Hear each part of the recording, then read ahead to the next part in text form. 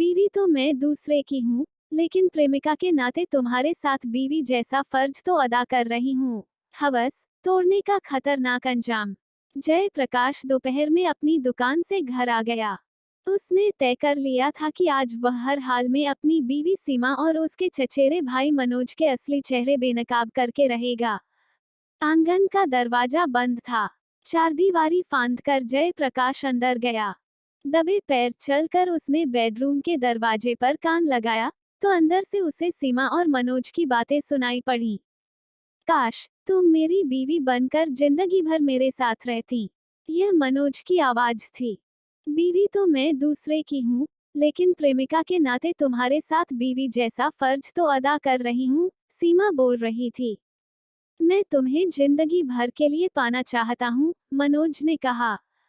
ठीक है, अगर कभी मेरे पति को हमारे नाजायज रिश्ते की जानकारी हो गई और उसी ने मुझे अपने साथ रखने से मना कर दिया, तो तुम मुझे अपनी बीवी बना लेना। मैं क्या अपनी खुशी से जयप्रकाश के साथ रह रही हूँ, यह मैं ही जानती हूँ कि मैं उससे कैसे निभाह रही हूँ। यह मेरी बदकिस्मती थी कि लाख कोशिशों के बावजूद मेरी तुमसे शादी नहीं हो सकी, नहीं तो मैं आज तुम्हारी ही बीवी होती। खैर, छोड़ो उन सब बातों को, अपने कपड़े तो उतारो। जयप्रकाश सब कुछ समझ गया, मगर दरवाजे पर दस्तक देने से पहले वह अपनी आंखों से कमरे का नजारा देखकर यह पक्का कर लेना चाहता था कि उन दोनों में नाजायज रिश्ता है। दरवाजे में कोई छेद नहीं था, इसलिए वह खिड़की की तरफ बढ़ गया। उसने खिड़की के पाटों के बीच एक दरार में आंख लगा दी।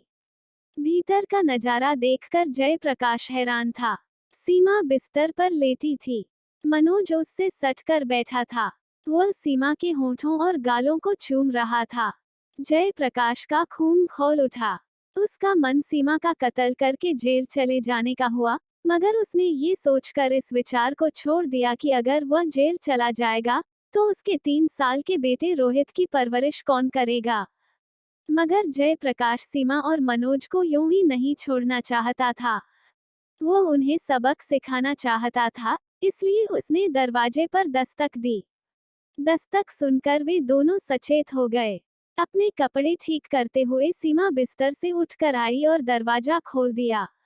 जैसे ही सीमा की नजर जयप्रकाश पर पड़ी, उसका हलक सूख गया। सीमा को कुछ कहे बिना जयप्रकाश कमरे में आ गया और उसने मनोज को ढूंढ निकाला। वह पलंग के नीचे छिप गया था। सीमा को लात घूंसों से मारते हुए जयप्रकाश ने कहा, बदजात औरत, तूने तो कहा था कि मनोज तुम्हारा चचेरा भाई है। मोहल्ले के लोग यूं ही तुमको बदनाम करते हैं। अब बता कि यह सब क्या है। भाई के साथ कमरा बंद करके क्या कोई चोंच से चोंच मिलाता है। सीमा ने झट से जयप्रकाश के पैर पकड़ लिए और अपनी गलती के लिए माफी मांगते हुए कहा कि अब वह मनोज के साथ नाजायज संबंध नहीं रखेगी। जयप्रकाश सीमा को एक मौका और देना चाहता था, इसलिए उसने उसे इस शर्त पर माफ किया कि वह आइंदा मनोज से नहीं मिलेगी। मनोज के जाने के कुछ देर बाद जयप्रकाश अपने मकान से बाहर आया, तो वहां लोगों की भीड़ लगी थी। लोग उसे ऐसे देख रहे थे, जैसे आज उन्हें पता चला हो कि उनके मोहल्ले में कोई नामर्द रहता है। पड़ोस की एक औरत ने जयप्रकाश के मुंह पर कह भी दिया, क्यों भैया, मर्द नहीं हो क्या। बीवी को दूसरे मर्द के साथ सोते देखकर भी उसे माफ कर दिया। जयप्रकाश सिर खुजाकर अपने रास्ते चला गया। भला वह उस औरत की बात का क्या जवाब देता।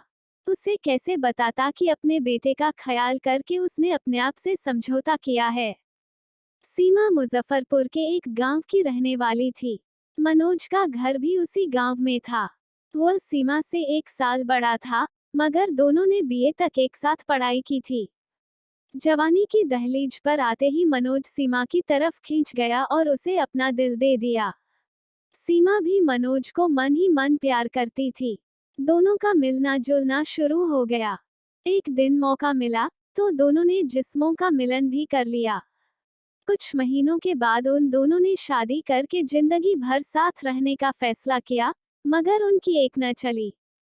दोनों एक ही गांव के थे और अलग अलग जाति के भी। उनके घर वाले जाति की दीवार तोड़ने के लिए तैयार नहीं हुए।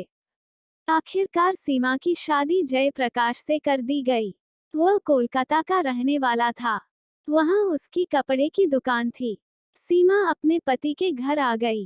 पति से भरपूर प्यार और सास ससुर का दुलार पाकर भी वह मनोज को भुला न सकी। जब भी मौका मिलता, सीमा मनोज को फोन कर लेती।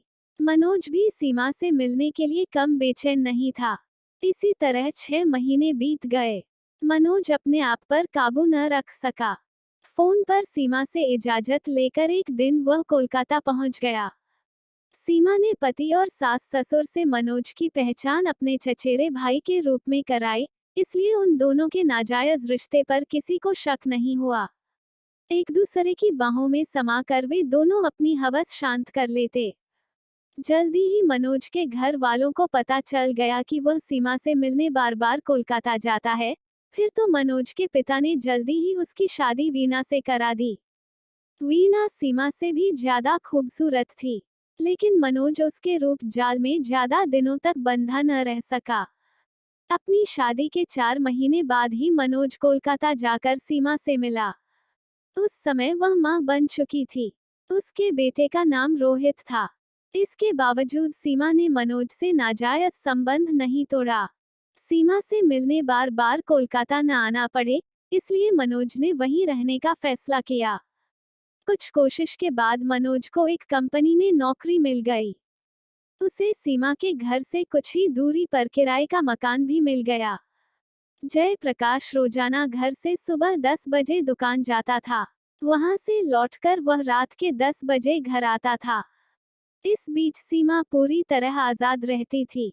उसका जब भी मन होता, वह मनोज को घर बुला लेती। मनोज की आजादी पर अंकुश उस समय लगा, जब उसकी पत्नी वीना गांव से शहर आ गई। उसकी 1 साल की बच्ची थी। जल्दी ही वीना को मनोज और सीमा के नाजायज संबंध की सारी जानकारी हो गई। फिर तो उन दोनों में सीमा को लेकर झगड़ा होने लगा। मनोज किसी भी हाल में सीमा से नाजायज संबंध तोड़ने के लिए तैयार नहीं हुआ, तो एक दिन वीना सीमा के घर गई। उसने सीमा को समझाने की कोशिश की, लेकिन कोई फायदा नहीं हुआ। सीमा ने उसी दिन मनोज को बुलाकर बताया। मनोज को वीना पर बहुत गुस्सा आया। उसने घर जाकर वीना की खूब पिटाई की और यह चेतावनी दी कि अगर उसने फिर कभी सीमा से कुछ कहा, तो वह उसे तलाक दे देगा। वीना को इस बात से इतना धक्का पहुंचा कि एक दिन वह गले में साड़ी का फंदा लगाकर पंखे से लटक गई।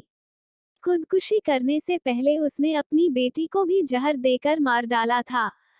पत्नी और बच्ची की मौत के बाद भी मनोज नहीं सुधरा। उसने पहले की तरह सीमा से नाजायज संबंध बनाए रखा।